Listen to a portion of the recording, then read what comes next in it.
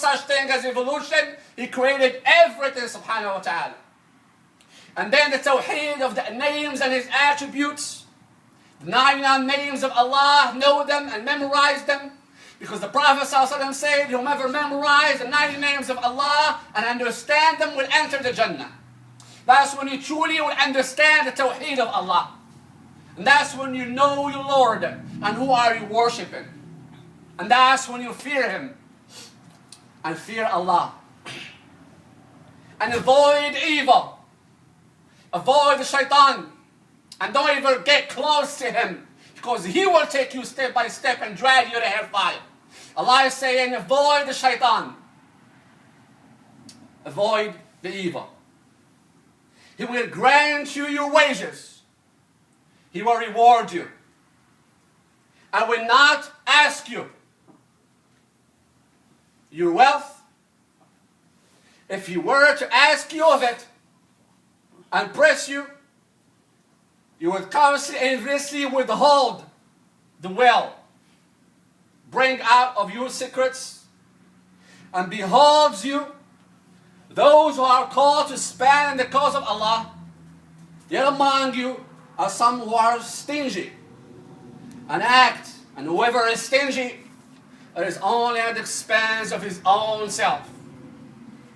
Given the sake of Allah subhanahu wa ta'ala, Allah will give you more. Because this dunya, as I say, it doesn't even weigh to Allah the weighing of a fly. And who is providing for you? And who is giving you from His bounty?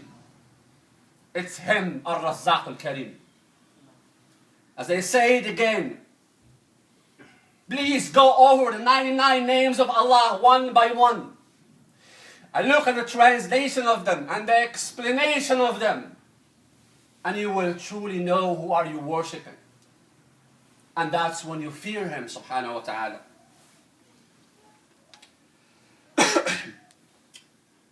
The translation of this that I mentioned before this ayah is, know that the life of this world, this is the life of this world, brothers and sisters, is only a play and amusement.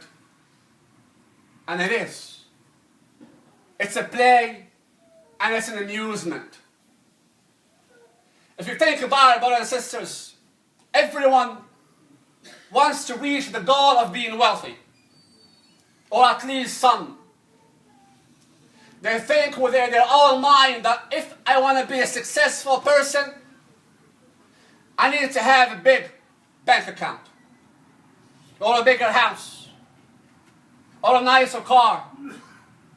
Read the biography of your Messenger sallallahu alaihi wasallam and compare it to that thought and see if he was that way sallallahu alaihi wasallam. Then Allah subhanahu wa ta'ala says, إخوان, وَلَكُمْ فِي رَسُولِ اللَّهِ أُسْوَةٌ حَسَنَةٌ لِمَنْ كَانَ يُؤْمِنُ بِاللَّهِ وَالْيَوْمِ الْآخِرِ. Indeed, you have a good example in Rasulullah sallallahu alayhi wa sallam. He's your example. To who? To the ones who believe in Allah in the last day. He is our example, sallallahu alayhi wa sallam. Narrated in Bukhari. Abu Bakr and Umar, they knocked the door of the house of the Prophet sallallahu alayhi wa sallam. And what is the house of the Prophet sallallahu alayhi wa sallam? It's one room. When he used to make qiyam prayer sallallahu alayhi wa sallam, and he used to make sujood, he touched the feet of Aisha, because the room is tiny, so she will move her legs, peace be upon her, or please be upon her, so he can make sujood sallallahu alayhi wa sallam. That's how tiny was the room of the Prophet sallallahu alayhi wa sallam. And he used to pray the night time until all his blood went down and his feet swollen, become red because of standing up, sallallahu alayhi wa sallam. He's our example. He was laying, sallallahu alayhi wa sallam, on his right side, because that's the sunnah. And he wasn't lying on a mattress. He was lying on the floor, sallallahu alayhi wa sallam, on a hasir. A tiny carpet. Made of wooden lances. Omar, he teared. He saw the Prophet ﷺ like that. When he got up, ﷺ, there were the traces on his side. ﷺ. You can see the traces. When Umar saw the messenger of Allah ﷺ in that situation, and he said, "Oh Rasulullah, the king and the leaders of the force and the Roman leaders and the leaders of the force, meaning the disbelievers, they sleep in the mattresses made of silk. And you are Sayyid al-Bashar. You are the best man who walks on this planet Earth, sallallahu alayhi wa sallam. And you are sleeping on the floor." He felt sad for the Prophet sallallahu alayhi wa sallam. And he showed emotions to him. May Allah be pleased with the companions of the Prophet sallallahu alayhi wa sallam. So, the Rasulullah sallallahu alayhi wa sallam, the way he thinks, the way he talks, alayhi salatu wa sallam, it's a revelation from Allah. He said, "Ya Umar, أَلَيْسَتْ لَهُمُ الدُّنْيَا وَلَنَا الْآخِرَةِ." He told him 3 words that if you truly think about it with your heart, you will cry. And you will truly wait this dunya, and you will truly understand, I am going to meet Allah, and they are going to throw me in the hole and put the dirt on top of my face. He told them, sallallahu alayhi wa sallam, they have the dunya, and we have the akhirah. They have the dunya, and what do we have as believers, brothers and sisters? We have the akhirah, eternity, forever na'im, bliss from Allah and mercy and Jannah and paradise. Oh Allah, we ask you to grant us the Jannah in this blessed day, Ameen. Brothers, please come close to each other, inshallah. I have to remind you every Friday, inshallah. Please come close to each other. Brothers are coming, they have difficulty walking, and if they step on the knees or cross you, that's not permissible. Prophet ﷺ, he was given a Jum'ah, and the Sahaba, he walked in late, and he started to jump and cross. The Prophet ﷺ told him, don't do that, you are harming your brothers. But if there is a way that you can go and you see a place where you can say that's okay. But to cross each other, that's a harm to your brother. And that's why I tell you to come closer, please. So the brothers will come, they will find a way to sit down, or a place to sit. Jazakumullah khair.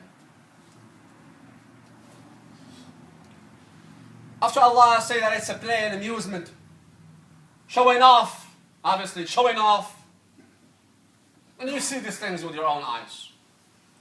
And this issue is here, but that what makes sad some believers is that some of the brothers, may Allah guide them, they compete each other for the dunya, but they wouldn't compete for the akhirah. If you see the brother went to Hajj, and that brother never went to Hajj, and he has the money, and he wouldn't compete with him, and he would say, I will go to Hajj next year, inshallah. He wouldn't even care. But if he built a big house, he will do his best to build a bigger house, or buy a better nice or nicer car. Brothers and sisters, there's nothing wrong, by the way. It's not haram in our deen, alhamdulillah, to have a nice home or a nice car. Have 40 cars. It's okay, alhamdulillah. And you don't have to pay zakat of them, as long as you're selling. Have many homes. You don't have to pay zakat of them, except if you're selling, making a profit. However, if you are holding that in your heart, and loving the dunya and collecting and not helping your Muslim brother, that's the issue. That's the problem. That's the difference between us and Sahaba. Uthman had more than 500 horses and 500 camels. And mashallah, Allah has blessed him with wealth. But did he keep it to himself and never share? He gave it all in the sake of Allah. Allah gave him more. Same thing with Abu Bakr and Umar. They were wealthy, mashallah. Abdul Rahman ibn Auf, he had piles of gold that they used to break with the wax so they can sell the gold. Allah has blessed him. But they gave him the sake of Allah, and Allah gave them more. And they control the dunya in their hand. That's not controlling this piece of paper. But there wasn't in their hearts. Allah asks, we ask Allah subhanahu wa ta'ala to make us hate this dunya and love the akhirah. Because that's truly the ni'mah. That's truly the ni'mah. And when you really hate this dunya and not really care about Allah, Allah will give you more. Allah will give you more. As the Prophet ﷺ said, whomever he's hum and grieve, and he really wants the dunya, and he grieves for the dunya, Allah will break his things, that whatever he owns, he wouldn't even be enjoying his things, or even have time enjoy his things because of his busy dunya life. وَمَا أَتَاهُ اللَّهُ إِلَّا مَا قَدَّرَ لَهُ. Allah subhanahu wa ta'ala will give him the only things that he prescribed for him. His qadar. But the believer, look what the Prophet ﷺ, إخوان, he said about the believer. وَمَنْ كَانَتِ الْآخِرَةَ هَمَّهُ. But if your akhirah, the hereafter, is your goal, Allah subhanahu wa ta'ala, the Prophet ﷺ said, جَمَعَ اللَّهُ شَمْلَهُ. Allah subhanahu wa ta'ala will gather your belongings and make it easy on you. He certainly will make things easy on you in this dunya. Allah will open up the doors for you. Why? Because you really don't care about this dunya. You really understand what this dunya means. As Allah described it in the Quran. That is a play and amusement and a showing off. And that's the most dangerous thing, brothers and sisters, to show off. To show off. Very dangerous, ikhwan. There's a reason why the Prophet ﷺ said that showing off can be the mata of the dunya, and can be showing off in the deen. Two different things, understand this. You can show off in the deen and tell people what are you doing in the sake of Allah. It's between you and your Lord. Why do you have to tell the brothers I donated $10,000 to the masjid? Why do you have to tell the brothers I went to Hajj 6 times? Why do you have to tell the brother I fast every Monday and Thursday? Between you and your Lord. That's a showing off. Why do you have to pray or pretend to pray a long rak'ah in the masjid and make a long sujood, a long ruku' to tell the people I'm praying better than you? All depends in here, in your heart. That's what's dangerous. That's what makes it dangerous. That's what the Prophet ﷺ said, it's the minor shirk. He said the riyah is a minor shirk. Showing off is a minor shirk. Memorize this hadith. And again, it's all here in your heart, ikhwan. إنما الأعمال بالنيات. Ask Allah subhanahu wa ta'ala to clear our heart. We ask Allah subhanahu wa ta'ala to make our hearts full of the remembrance of Allah. Astaghfirullah. Inna huwa al-ghafurur rahim.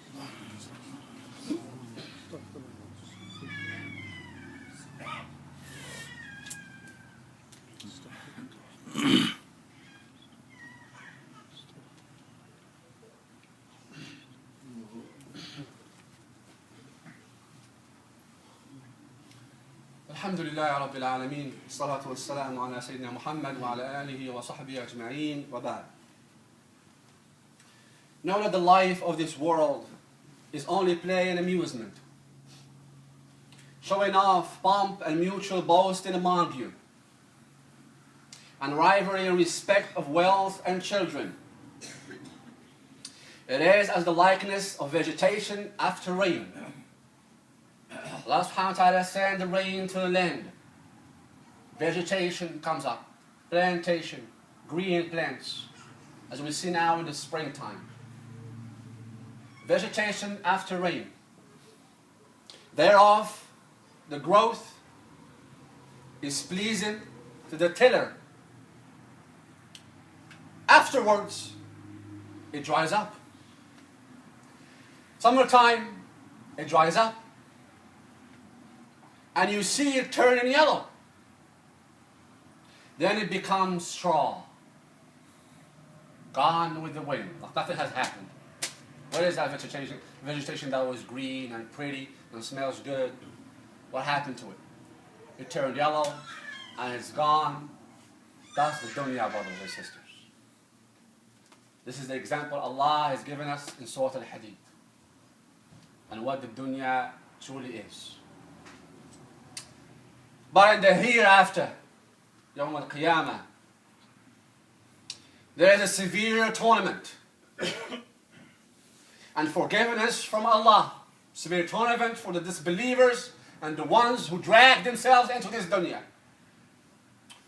But in the hereafter, there is a severe tournament and forgiveness from Allah. We ask Allah to forgive us. Forgiveness from Allah to the believers.